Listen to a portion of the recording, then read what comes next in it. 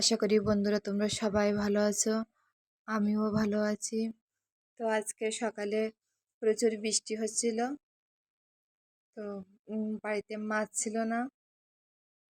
তো আমি ছিপ নিয়ে পুকুরে আসলাম মাছ ধরতে। দেখো কি সুন্দর খেজুর গাছ। বৃষ্টির পরে প্রকৃতিটাও সুন্দর ছিল। মাছ পেয়েছি, তেলাপিয়া মাছ।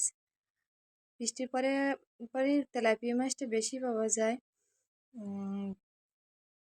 তো আমি কতগুলো তেলাপিয়া মাছ পেয়েছি। আবারও ছিপ ফেলাচ্ছি কিছু মাছের আশায়।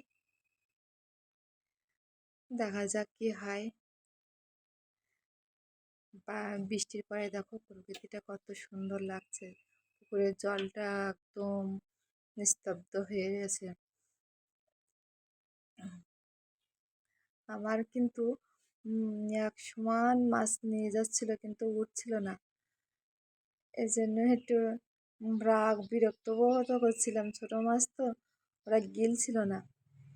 দেখো তোমরা এক সমান বসি কিন্তু ছিপ টেনে নিয়ে যাচ্ছে মাছে, কিন্তু উঠছে না।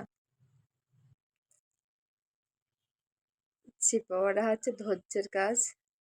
এটা হচ্ছে চোখ আর মন এক না হলে মাছ তোলা যায় না।